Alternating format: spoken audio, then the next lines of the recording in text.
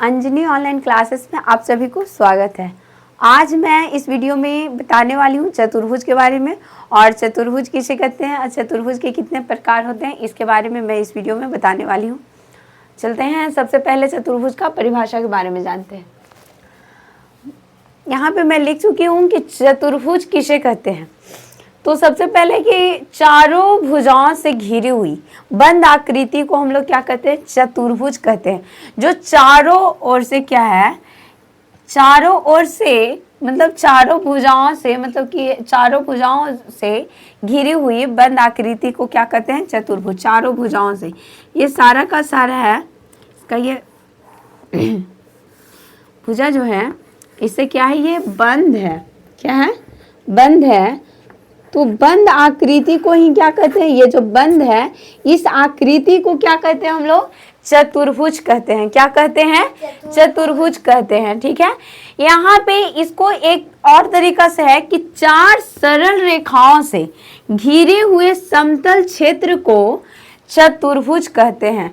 देखिए यहाँ पे चार सरल रेखा, 1 2 3 4, ये चारों जो रेखा है इससे घिरे हुए समतल क्षेत्र को क्या कहते हैं, चतुर्भुज कहते हैं। क्या कहते हैं, चतुर्भुज कहते हैं। ठीक है, और चतुर्भुज के चलते हैं प्रकार के बारे में जानते हैं कि क्या है।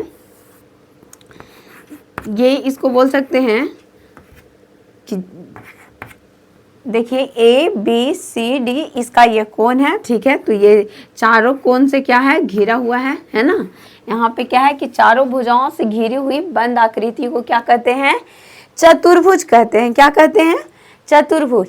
चतुर्भुज के प्रकार होता है, ऐसे 6 प्रकार होते हैं। मैं लिख देती हूँ सिर्फ चतुर्भुज का प्रकार। ठीक है, प्रकार यहाँ पे सबसे पहले है कि चतुर्भुज का मैं प्रकार बता रही हूँ कि कौन चतुर्भुज कितने प्रकार का होता है और कौन कौन है। तो चलते हैं, पहले है समानांतर चतुर्भुज, कोई भी बोल सकते हैं समानांतर चतुर्भुज या समलंब चतुर्भुज, और ये आयत वर्ग। तो पहले समानांतर चतुर्भुज,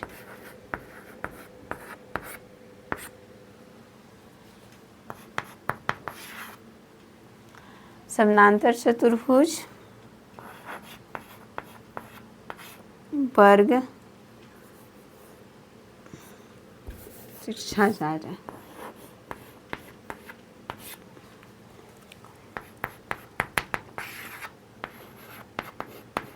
आयत,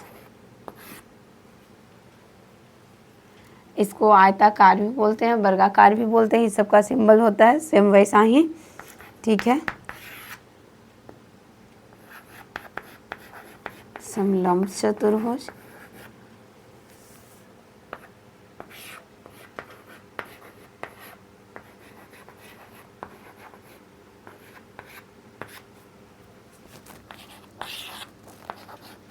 पतंगाकार होता है एक,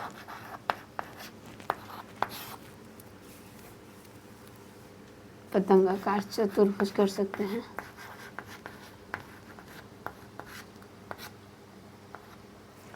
एक यहाँ पर लिख देती हूँ,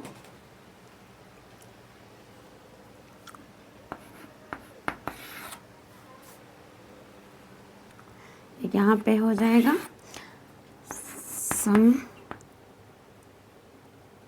सम चतुर्भुज।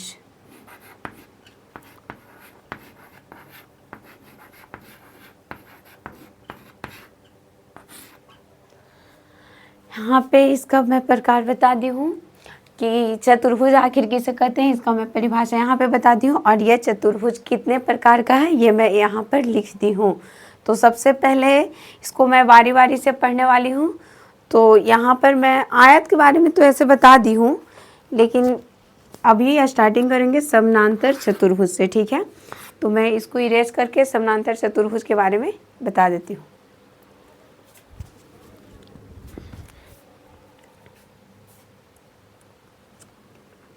हो गया,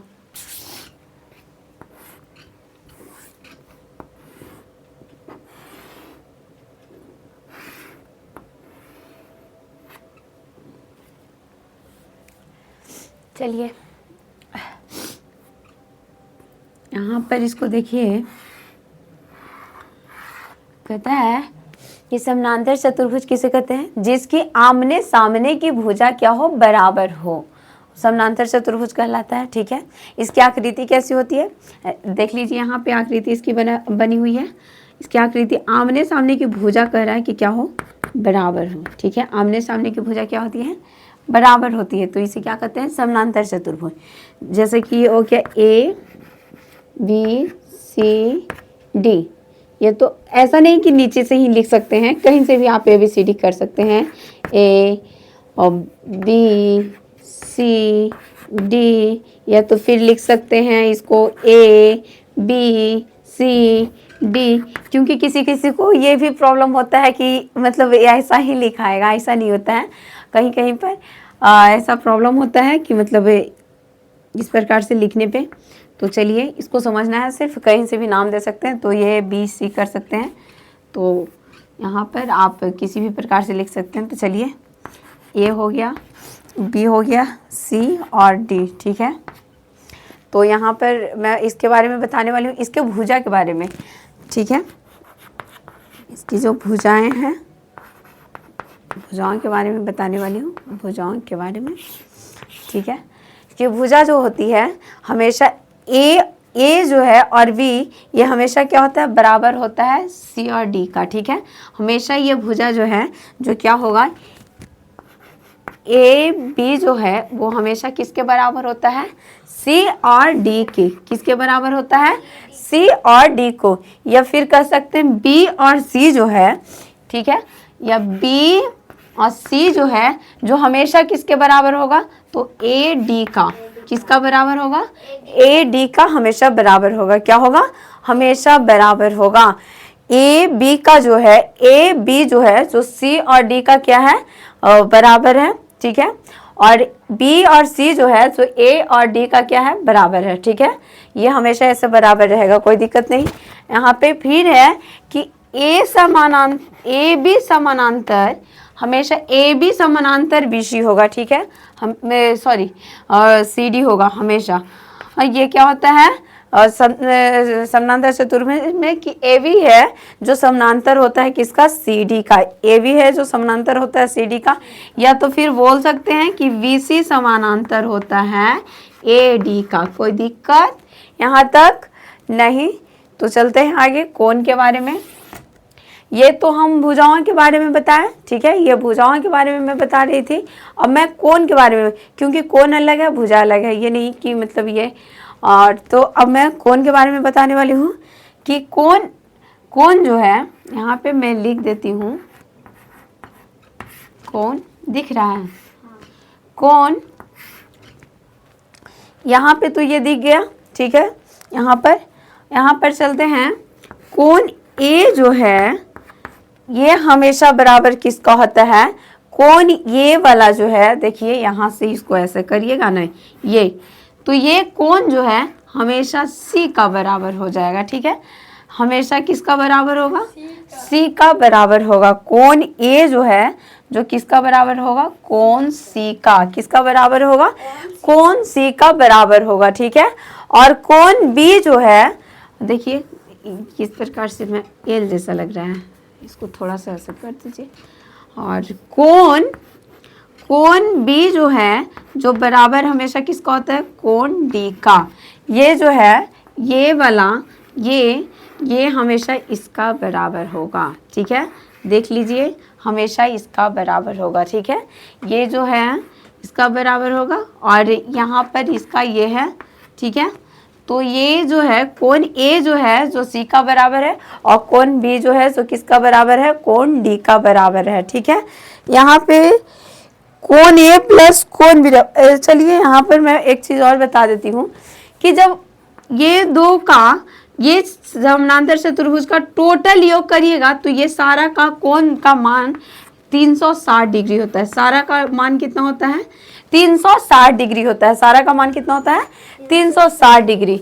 तो एक कोण का मान मतलब कितना हो जाएगा? 90 डिग्री। ठीक है, कितना हो जाएगा? 90 डिग्री। तो अगर बोल दे कि ये कोण का मान 90 डिग्री हो गया समानांतर चतुर्भुज का, तो एक कोण का मान 90 डिग्री हो गया। तो यहाँ पर अगर मान लीजिए कोण A प्लस कोण B बोले तो इसका मान कितना होगा, तो 180 डिग्री। अगर बोले कोण A प्लस कोण B प्लस कोण C बराबर कितना होगा, तो इसको जोड़ लिए तो 9 × 27 270, ठीक है, ये सब पूछता है। और यहाँ पे अगर टोटल का बोले कोण A प्लस कोण B प्लस कोण C प्लस कोण D इक्वल कितना हो जाएगा, तो 360 डिग्री। मतलब एक समानांतर चतुर्भुज का ये कोण का मान कितना होता है, तो 90 डिग्री होता है। कितना होता है, किसी भी कोण का एक कोण का मान कितना होता है, 90 डिग्री होता है, ठीक है। यहाँ तक कोई दिक्कत नहीं। कोण के बारे में, ये कोण के बारे में मैं बता रही हूँ। देखिए यहाँ पर इसका मैं मान बता रही हूँ, दिक्कत नहीं होगी, समझने की कोशिश करिए। और यहाँ पर मैं ये डिटेल भी बता रही हूँ कि कहाँ पर कैसे बनाना है और किस प्रकार से है। तो इसके बाद मैं क्षेत्रफल के बारे में बताऊंगी और इसके परिमाप के बारे में। तो इसको थोड़ा सा नोट करना है तो नोट कर लीजिए। इसके बाद मैं इरेज करके क्षेत्रफल के बारे में बता देती हूँ। चलते हैं। इसके बारे में मैं बताती हूँ कि ये परिभाषा आपको हो गया, फिर मैं बता दी थी आकृति भी, और फिर मैं बता दी थी उसके बाद भुजाओं के बारे में, और ये है कोण के बारे में। अगर कोई कोण के बारे में पूछे कि कोण A प्लस कोण B का मान कितना होगा तो बता दीजिएगा। अगर टोटल का बोले तो 360, जिस भी प्रकार से उसमें कोण का मान पूछे तो बता दीजिएगा। अब इसके बाद है क्षेत्रफल के बारे में। मैं क्षेत्रफल के बारे में बता देती हूँ कि क्षेत्रफल इसका क्या होता है। आकृति तो मैं मिटा दी, अच्छा कोई दिक्कत नहीं, बना देती हूँ फिर से। ये रहा आकृति जो मैं अभी बनाई थी। चलिए, अब ये मत कहिएगा कि जो आप बनाए थे वो सेम नहीं है। चलिए ठीक है। क्षेत्रफल, तो समानांतर चतुर्भुज का क्षेत्रफल क्या होता है कि आधार गुने ऊंचाई। इसका जो आधार गुना होता है उसके साथ आधार होता है, उसके साथ में क्या करेंगे, ऊंचाई को गुना कर देंगे, ठीक है। आधार जो है इसके साथ में अगर जितना भी दिया हुआ है उसको इससे क्या करेंगे, गुना कर देंगे, ठीक है, ऊंचाई से। तो क्या होगा, निकल जाएगा इसका क्षेत्रफल, टोटल निकल जाएगा इसका क्षेत्रफल कि कितना है, ठीक है। तो इसका क्षेत्रफल होता है आधार गुना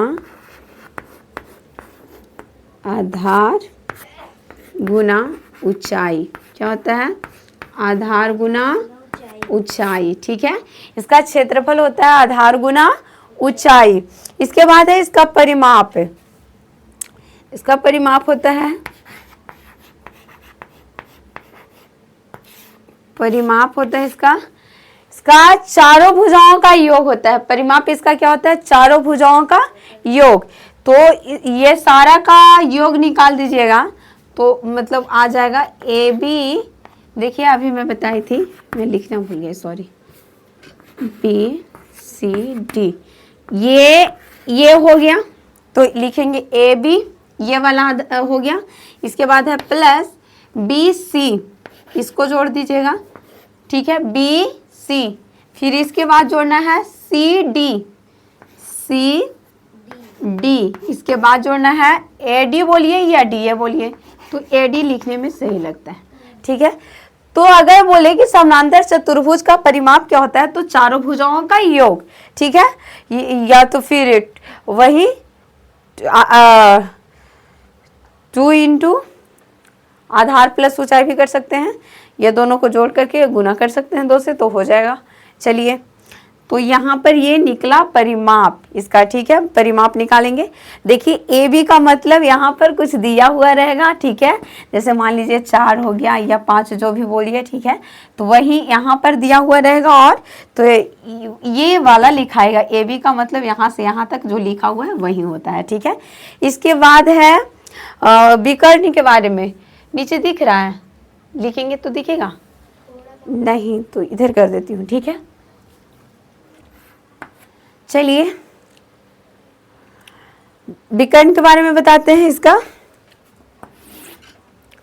देखिए ये नहीं होगा कि अगर ये आधार गुने ऊंचाई है या A प्लस B ये है तो इसमें A और ये विकर्ण जो है, विकर्ण तो इस प्रकार से होता है ना, विकर्ण इस प्रकार से होता है, ये जो बीच से आती है लाइन, इसको मतलब दो भागों में बांटती है तिरछे से, तो इसे मतलब ये विकर्ण हुआ, ठीक है। यहाँ पर ये हो गया, इसको डी से बी को मिलाइए और यहाँ पर इसको।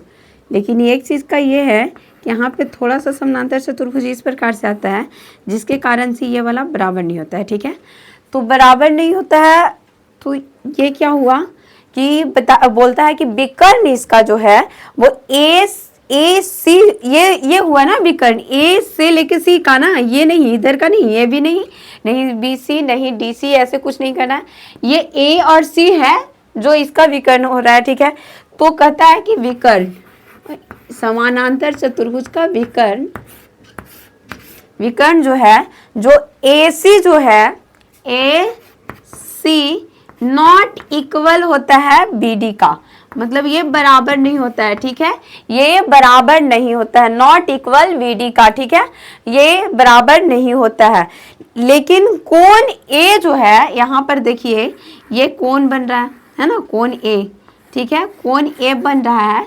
जो ये कोण सी का क्या है, इधर से लीजिए या तो फिर इधर से लीजिए, ठीक है। ये कोण ए जो है वो सी का क्या होता है, बराबर होता है। कोण ए जो है वो सी का क्या है, बराबर है, ये होता है, ठीक है, ये बराबर होता है। और कोण इसको सॉरी माफी चाहते हैं, ध्यान दीजिए, यहाँ पर इसका मान ओ रखिए, ठीक है, और यहाँ पर इसका मान ओ रखिए, तो यहाँ से इसका ये बनेगा, ठीक है ना, और यहाँ पर से इसका ओ बनेगा। देखिए मैं साफ से यहाँ पे बना देती हूँ इस प्रकार से बड़ा सा, और ये हो गया, ठीक है, बी हो गया, ए हो गया, और यहाँ पर डी और सी, यहाँ पर मान लेते हैं ओ, ठीक है। तो ये यहाँ से जो लेकर के ये है ओ को मतलब ओ ए, ये क्या होता है, ओ ए जो है वो ओ सी का क्या होता है, बराबर होता है। यहाँ से इसका जो मान है ओ सी का ये क्या है, बराबर होता है, ठीक है। ओ सी का मान क्या होता है, बराबर होता है। और ओ बी, देखिए यहाँ से ओ बी जो है, यहाँ पर से इसका ओ बी जो है ये बराबर होता है किसका, ओ डी का। ये किसका बराबर होता है, ओ डी का। तो इतना आज मैं रहने देती हूँ समानांतर चतुर्भुज के बारे में, और अगर समझ में आई है तो अच्छी बात है, और अगर कहीं पे हमसे कोई प्रॉब्लम हुआ है तो आप लोग हमें बता सकते हैं और हेल्प कर सकते हैं। और आज तक के लिए इतना ही रहने देते हैं इसमें समानांतर चतुर्भुज के लिए बस था। और इसके बाद मैं बताऊंगी आगे समलंब चतुर्भुज और सम चतुर्भुज के बारे में, ठीक है। तो आप सभी को बहुत बहुत धन्यवाद।